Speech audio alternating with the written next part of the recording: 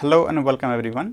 आज हम static G के सेगमेंट में एक टॉपिक करने वाले हैं जिसका है यूनाइटेड नेशन, जिसे हम कभी कभी लीग ऑफ नेशन भी कहते हैं। यह काफ़ी इम्पॉर्टेंट बन जाता है एग्ज़ाम पॉइंट ऑफ व्यू से अगर बात करें तो, क्योंकि इससे कई सारे क्वेश्चंस पिछले एग्ज़ामों में देखे गए हैं कि इससे पूछे जाते हैं। तो हम कुछ इस तरीके से पढ़ेंगे कि इस उठने वाले सारे क्वेश्चंस को हम कवर कर सकें, और एक रटने के माध्यम से नहीं बल्कि एक हम कहानी के माध्यम से इसको पूरी समझने की कोशिश करेंगे। तो आइए शुरू करते हैं। पहले के ज़माने में क्या हुआ करते थे कि जब राजा महाराजाओं का जब शासनकाल हुआ करता था, तो राजा जो ताकतवर राजा होता था वो अपने से कमज़ोर राजा के ऊपर, कमज़ोर देश के ऊपर क्या करता, आक्रमण कर देता था और उसे कब्जा कर लेता था। इसके लिए कोई नीति नहीं हुआ करती थी, इसके लिए कोई पॉलिसी नहीं हुआ करती थी। जो ज़्यादा ताकतवर है वो अपने से कम ताकतवर के ऊपर शासन करता था या राज करता था। वैसे ही कुछ होता करता था हमारे कंट्री में भी हुए कि जो पावरफुल कंट्रीज जैसे हुए, जैसे यूएस हो गए, रशिया हो गए, या फिर फ्रांस भी हो गए। तो ऐसे कंट्रियाँ जो पावरफुल कंट्री थे, इन्होंने अपने से कमज़ोर कंट्रियों पे शासन करना शुरू किया। और एक शासन कहने का ये मतलब होता है कि उन पे आक्रमण किया, उनसे लड़ाई करी और उनके ऊपर इन्होंने राज किया। जिससे क्या हुआ कि कई सारे युद्ध भी देखने को मिले हमें, जिससे जैसे वर्ल्ड वार 1 हो गया, वर्ल्ड वार 2 हो गया। तो इन सारी चीज़ों को देखने के बाद एक तरह से ये समझा गया कि इससे नुकसान लोगों को काफ़ी ज़्यादा हो रहा था। तो आखिर इन सबको निजात करने के लिए आखिर जो हमारा वर्ल्ड है उसकी एक पहली बोलते हैं फर्स्ट इंटर गवर्नमेंटल ऑर्गेनाइजेशन बनाई गई world wide. First world wide inter governmental organization को बनाया गया, जिसे कहते हैं पहला विश्वव्यापी अंतर सरकारी संगठन बनाया गया। उसका काम क्या था कि विश्व में शांति बरकरार रहे और लोग अपने जितने भी कंट्रीज़ हैं वो अपनी पावर्स का दुरुपयोग करके किसी कमज़ोर कंट्री पे हमेशा उससे लड़ाई ना करते रहें, उनके ऊपर कब्जा ना करते रहें। इन सब को ध्यान में रखते हुए एक संगठन बनाया गया। पहली बार उस संगठन को जब बनाया गया तो उसे क्या हुआ, इस तरह से पहले जानते हैं कि लगभग 1914 से लेकर के और 1918 तक वर्ल्ड वार 1 देखने को मिला। तो इससे क्या हुआ कि उस वक्त हमारा भारत भी उस टाइम अंग्रेज़ों के प्रति गुलाम था। और उस वक्त क्या हुआ कि जब काफ़ी ज़्यादा जब लड़ाइयाँ हो रही थीं तो अलग अलग कंट्रीज़ को, जो पावरफुल कंट्रीज़ थे, भले ही वो रूल करने के लिए एक कैपेसिटी, एक कैपेबिलिटी रखते थे, पर नुकसान उन्हें भी हो रहा था। साथ ही जो कमज़ोर थी उनको तो नुकसान हो ही रहा था, क्योंकि वो हार रही थी, उनके लोग मर रहे थे, इकोनॉमी क्रैश कर रही थी, आर्थिक से लेकर के, शारीरिक से लेकर, मानसिक से लेकर के हर तरीके से क्षति हो रही थी। तो जब 1918 में जब वर्ल्ड वार 1 ख़त्म हुआ, तब क्या किया गया कि पेरिस में एक पीस कॉन्फ्रेंस रखा गया, एक शांति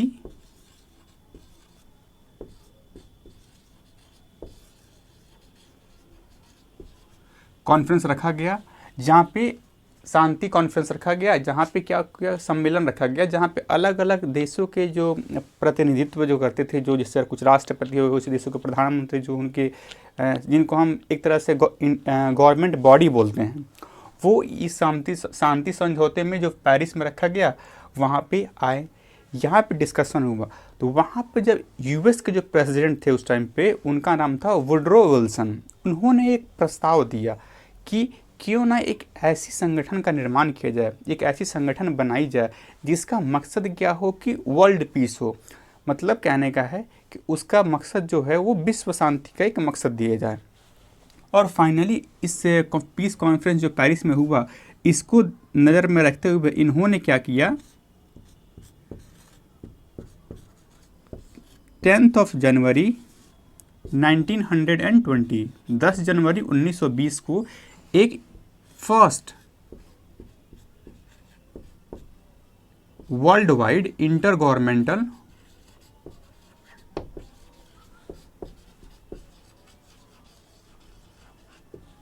ऑर्गेनाइजेशन का निर्माण किया, जिसका नाम रखा गया लीग ऑफ नेशन। 10 जनवरी 1920 को लीग ऑफ नेशन की स्थापना हुई। इस पेरिस के पीस कॉन्फ्रेंस के बाद इसकी स्थापना हुई, जिसका मकसद क्या था, इसका पूछा जाए अगर मोटो क्या था, आखिर इसको बनाया किस लिए, क्यों बनाया गया था। इसका जो मोटो था वो था वर्ल्ड पीस का, मतलब विश्व शांति के मकसद से इसे बनाया गया था। और जो लीग ऑफ नेशन बना, इसका हेड क्वार्टर रखा गया। कहने का ये मतलब है कि अगर कोई संगठन बनाई जा रही है तो उसको ऑपरेट करने के लिए कुछ ना कुछ तो रखना पड़ेगा ना। एक संगठन के लिए एक उसका ऑपरेशन बेस रखना पड़ेगा, तो इसका हेड क्वार्टर जिनीवा में बनाया गया। ये ऑपरेट करना शुरू कर गया, पर हुआ क्या कि ये काफ़ी अच्छी तरह से ऑपरेट करे या ना करे, इसका फैसला तब होगा ना कि ये जो वर्ल्ड पीस का जो कॉन्सेप्ट है ये पूरी तरह से लागू हो और इससे सारे देश में शांति बरकरार रहे, कोई अपने पावर से गलत इस्तेमाल ना करे इन सब से। पर फिर ऐसा हुआ क्या कि वर्ल्ड वार 1 के बाद इसे बनाया गया, इस संगठन का स्थापना किया गया, पर इसके बनाने के बावजूद वर्ल्ड वार द्वितीय विश्व युद्ध जो हुआ, वर्ल्ड वार सेकेंड, वो हमें देखने को मिला। तो इससे जो अलग अलग कंट्रीज़ थी या जो लोकल गवर्नमेंटल जो बॉडीज़ थी, उनको ये लगा नहीं, जो हमने बनाया है, ये संगठन बनाया है, उसमें कुछ ना कुछ कमियां रह गई हैं, क्योंकि एक संगठन बनाने के बाद भी जो हमारा मकसद था वो पूरी तरह से पूरी नहीं हो पाया। और ये जब सब कुछ बनने के बाद क्या हुआ कि लगभग 1936 से लेकर के 1945 तक क्या हुआ, वर्ल्ड वार 2 होना हो गया। मतलब इस लीग ऑफ नेशन के बनने के बाद दोबारा से विश्व युद्ध शुरू हो गया। अब जैसे कि एग्जांपल में ले लेते हैं हम, जब गाँव में कोई विवाद होता है तो हम किसके पास जाते हैं, गाँव के जो सरपंच होते हैं, जो मुखिया होते हैं, उनके पास जाते हैं, उनको सारी बातें बताते हैं। उनका काम क्या होता है, सरपंच का और मुखिया का जो काम होता है सबकी बातों को सुनना और क्या है कि उनको एक नया बोलते हैं सुझाव या एक फैसला देना। और गांव के जितने भी लोग हैं वो सब उस फैसले को मानते थे। पर अगर मान लिया जाए कि कोई ऐसा व्यक्ति हो जिसने उस फैसले को ना माना और उसने उस मुखिया और सरपंच के फैसले के खिलाफ चला गया, तो ऐसा तो है नहीं कि उसको गांव से निकाला कर दिया गया या कुछ कर दिया गया। तो उसके लिए क्या किया गया, एक सीनियर सेकेंडरी बॉडी, मतलब क्या है कि एक उससे उच्च अधिकारी पोस्ट कोई हो जो क्या करे कि उस इंसान को पकड़ के उसके ऊपर कानूनी कार्रवाई करे, क्योंकि वो एक फैसले को नहीं मान रहा है।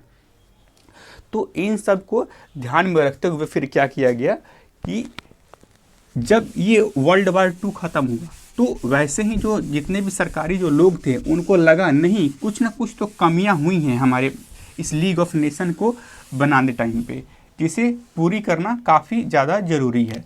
तो जब 1945 में जब वर्ल्ड वार ख़त्म हुआ, फिर क्या किया गया कि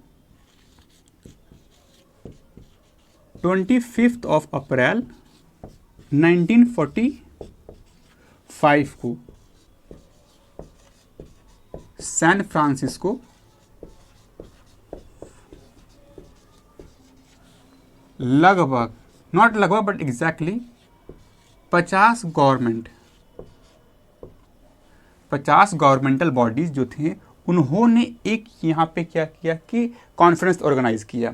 और इन्होंने क्या किया, इस कॉन्फ्रेंस ऑर्गेनाइज के बाद इन्होंने एक किया कि नहीं, अब जो नया इस लीग ऑफ नेशन में जो चेंजेस लाए जाएंगे, जो मॉडिफिकेशन लाई जाएगी, उसके लिए इन्होंने इसके बाद क्या किया, एक यूएन चार्टर जिसे कहते हैं,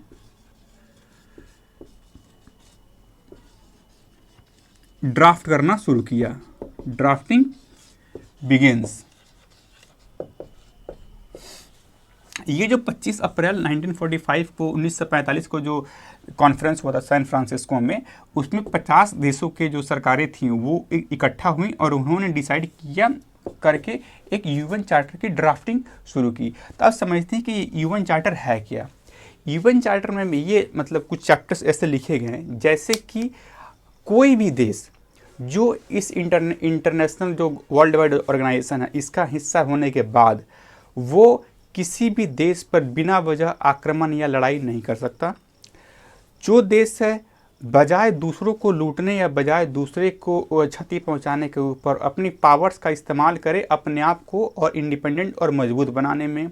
साथ ही साथ वो किसी और को नुकसान न करके उन पैसे और उन पावर्स का सदुपयोग करके ऐसा करे कि उसके देश के जो नागरिक हैं और उस देश की जो इकोनॉमी है वो बूस्टअप करे, ताकि वो पूरी दुनिया की प्रगति में अपना कुछ योगदान दे सके।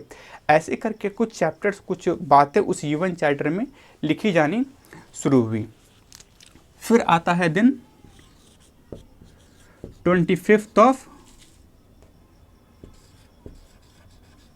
जून 1945 को। ये क्या किया कि UN चार्टर को अडॉप्ट कर लिया गया। कहने का मतलब जो चार्टर डिज़ाइन हुआ इस नए इंटर गवर्नमेंटल ऑर्गेनाइजेशन के लिए, तो उसके लिए क्या किया कि ये जो चार्टर ड्राफ्ट हुआ 25 जून को 1945 को अडॉप्ट कर लिया गया। और इस लीग ऑफ नेशन को एक नया नाम दिया गया, क्योंकि जो लीग ऑफ नेशन था वो एक तरह से फेलियर बन गया, क्योंकि इसके बनने के बाद भी तो वर्ल्ड वार 1 के बाद वर्ल्ड वार 2 की नौबत आ गई। तो वर्ल्ड वार 2 है, इसको नाम दिया गया यूनाइटेड नेशन का नाम दिया गया। इसको लीग ऑफ नेशन को नाम चेंज करके कर दिया गया, यूनाइटेड नेशन कर दिया गया। और जब ये ड्राफ्टिंग चल रही थी उस टाइम पे क्या हुआ कि अगस्त 1945 को हिरोशिमा और नागासाकी एंड नागासाकी में एटम बम अमेरिका ने गिराया। अमेरिका ने क्या किया, इन दोनों जगहों पे एटम बम गिराया, जो कि कहाँ, हमारे जापान में पड़ते हैं। इससे कारण क्या हुआ, जापान काफ़ी पावरफुल होने के मतलब एक तरह से होने के बावजूद भी वो कमज़ोर पड़ गया। उसकी वहाँ की जो अर्थव्यवस्था थी, जो लोग थे वहाँ के, मतलब ज़रूरत से ज़्यादा पीड़ित होने लग गए, ज़रूरत से ज़्यादा एक विक्टिम बन गए वहाँ पे, और उन्हें काफ़ी परेशानी होने लगी। और उन्होंने क्या किया कि अमेरिका के सामने अपने हथियार डाल दिए। फिर जब जापान ने अमेरिका के सामने अपने सारे हथियार, जब लोग वहाँ पे झुक गए, हथियार डाल दिए, तो फिर अमेरिका ने भी उस युद्ध को या इससे अपने जो इसने 1945 में जो ये अटैक हुआ था, इसने क्या किया, अपना रोक दिया और ख़त्म कर दिया। एज ए रिजल्ट क्या निकला कि 24 अक्टूबर 1945 को ये जो यूनाइटेड नेशन था, UN था, ये क्या हुआ, केम इनटू फोर्स।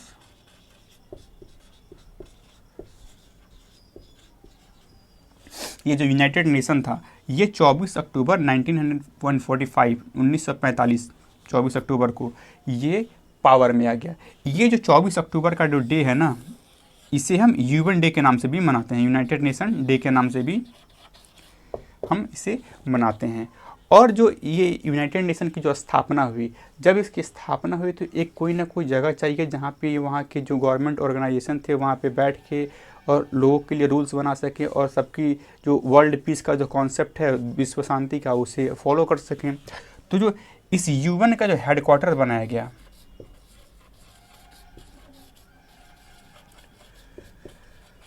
उसे कहाँ बनाया गया, न्यूयॉर्क सिटी में इसको बनाया गया। तो एक तरह से मैंने बेसिक क्या किया कि पॉइंट वाइज में सारी घटनाओं को एक कहानी के माध्यम से मैं बताने की कोशिश कर रहा हूँ। अब हम इसमें देखेंगे कि UN came into force, United nation अपने फोर्स में आ गया। उसने ये बताया कि अब आज के बाद जितने भी देश हैं उनको इसका मेंबर होना पड़ेगा, और इस वर्ल्ड में जितनी भी देश एग्जिस्ट करती हैं उनको इस UN का मेंबर होना पड़ेगा। और कोई भी देश अपनी मनमानी से अपने से छोटे देशों पे या अपने से कमज़ोर देशों पे लड़ाई, वर्ल्ड वार जैसी चीज़ें नहीं होंगी। यही कारण है कि हमारे देश में इसके बाद वर्ल्ड वार 3 की कई सारी घटनाएं हुई, जैसे लगता है कि हाँ अब वर्ल्ड वार 3 हो जाएगा, पर हुआ नहीं, क्योंकि एक सुपीरियर पोस्ट, एक world wide inter governmental organization है जो कि निगरानी किए हुए है कि नहीं, वॉर नहीं होनी चाहिए। क्योंकि ऑब्वियस सी बात है, वॉर से किसी का भी नुकसान ही होता है, कोई किसी का कोई भला नहीं होता। ये सारी चीज़ें तो हमने एक डिस्कस करी। जब ये यूनाइटेड नेशन बना तो यूनाइटेड नेशन की एक सिंबल भी दी गई थी। हम देखते हैं कभी कभी क्या है कि क्वेश्चन ये पूछ लिए जाते हैं, उस सिंबल से पूछ लिए जाएंगे कि उस सिंबल का मतलब क्या है। तो एक ओवरव्यू में बेसिक एक रफ सिंबल बना के आपको बताने की कोशिश करता हूँ, ठीक है।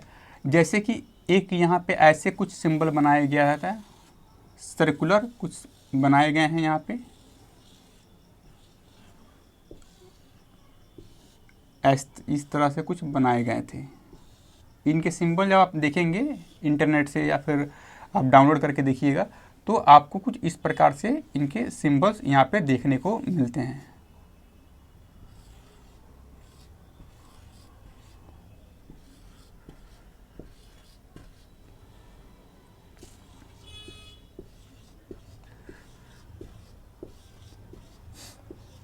एग्ज़ाम्स में कभी कभी ये पूछ लिए जाते हैं कि इन सिंबल्स का आखिर मतलब क्या है और इसमें कौन से चीज़ों का क्या मतलब है।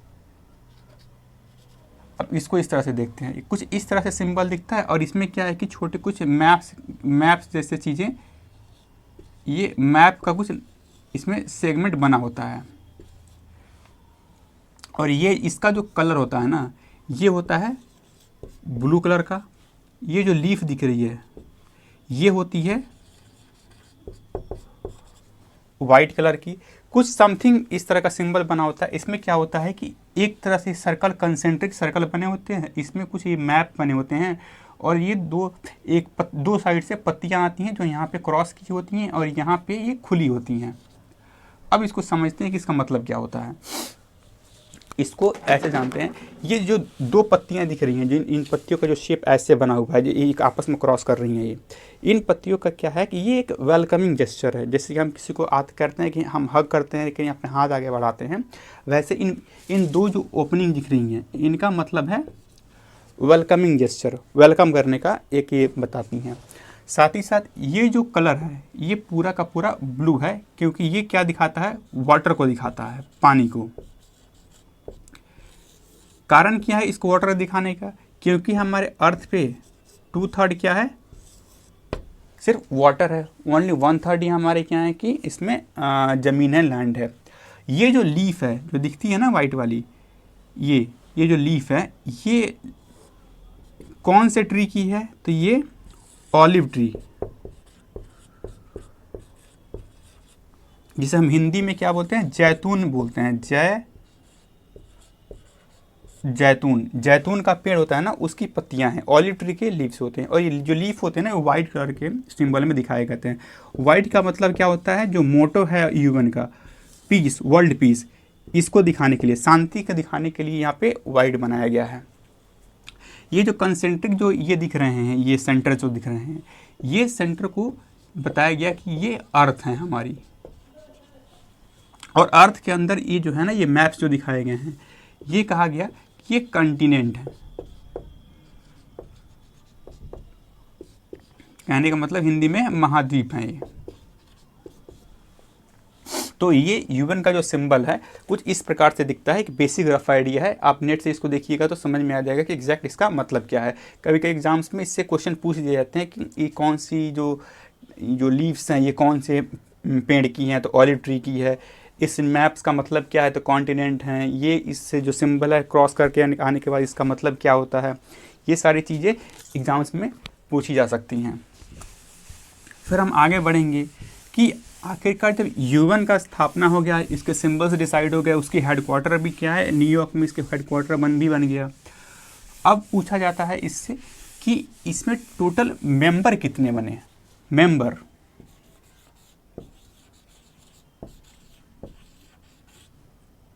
इसमें हैं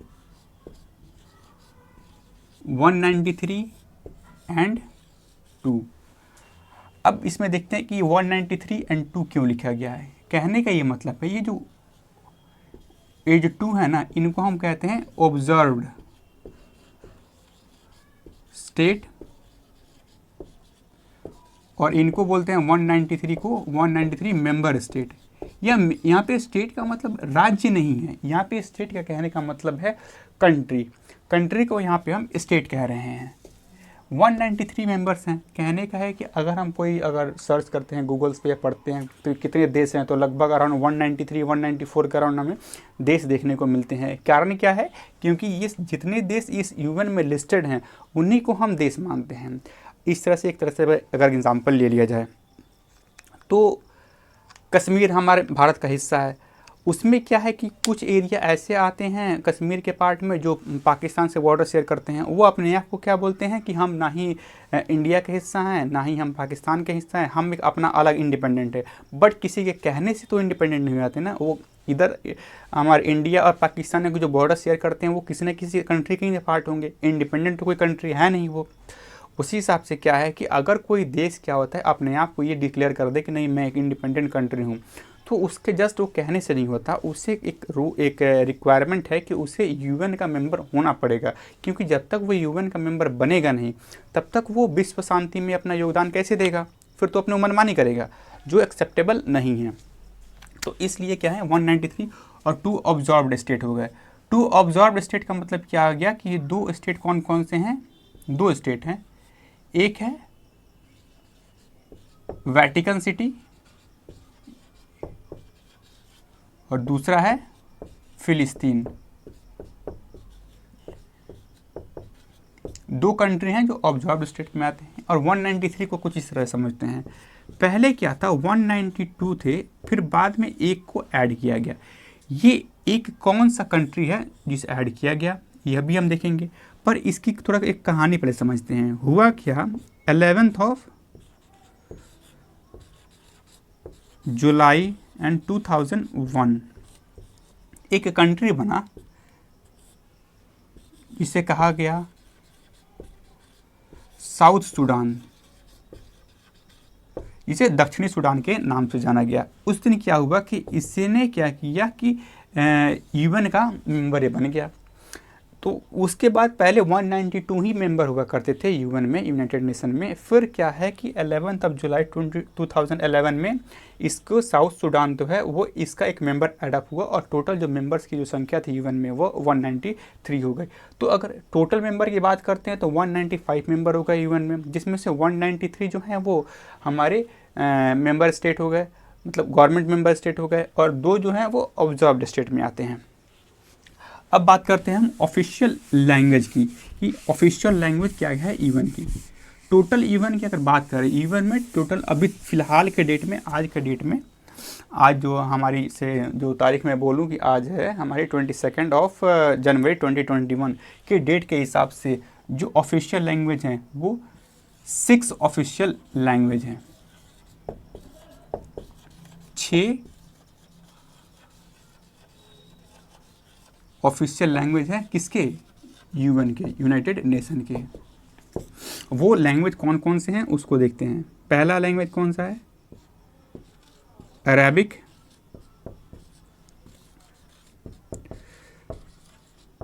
Chinese, English, French, Russian and Spanish. 6 lecture होगा इसमें, होगा 6 हमारे लैंग्वेज होगा इसमें। अब इसमें से क्या है, 6 लैंग्वेज में से जो सबसे ज़्यादा जिनको प्रधानता दी जाती है, जो सबसे ज़्यादा यूज होने वाले हैं, ये 2 हैं, इंग्लिश और French, most used language. Example हम अपने भारत में ही ले लेते हैं। भारत में कई सारी भाषाएं बोली जाती हैं, पर अगर हम कुछ एग्ज़ाम्स की बात कर लेते हैं, अगर कोई सेंटर के एग्ज़ाम होते हैं तो उसमें क्या है कि ज़्यादातर प्रधानता किसको, हिंदी को और इंग्लिश को दी जाती है। तो भाषाएं इतनी सारी हैं बट रीजनल लैंग्वेज को उतनी प्रधानता नहीं जाती, बट हाँ वो भी लैंग्वेज ही तो हैं भारत के। उसी हिसाब से क्या है कि यहाँ पे टोटल ऑफिशियल 6 लैंग्वेज लिस्टेड किए गए हैं यूएन में। उनमें से जो सबसे ज़्यादा यूज़ होने वाली लैंग्वेज है वो है इंग्लिश और फ्रेंच। ये पूछ लिए जाते हैं कि हाँ टोटल कितने लैंग्वेज हैं, और इन टोटल लैंग्वेज में सबसे ज़्यादा इस्तेमाल होने वाले 2 लैंग्वेज कौन कौन से हैं, ये इंग्लिश और फ्रेंच हैं। अब इसमें देखते हैं भारत क्या कह रहा है। भारत शुरू से ही यूएन का हिस्सा रहा है और भारत भी क्या कर रहा है, कोशिश कर रहा है कि हिंदी को भी इस ऑफिशियल लैंग्वेज के लिस्ट में शामिल कर लिया जाए, पर अभी तक ये ऐसा हुआ नहीं है। पर 1977 लीडर थे अटल बिहारी वाजपेयी।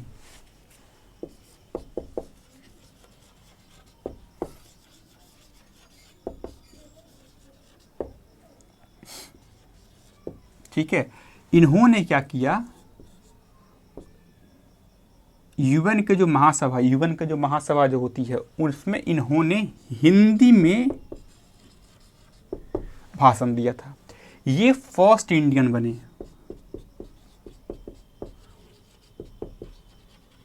फर्स्ट इंडियन बने 1977 के जो यूएन की जो महासभा हुई थी उसमें अटल बिहारी वाजपेयी ने हिंदी में अपना जो भाषण था वो वहाँ पे दिया था।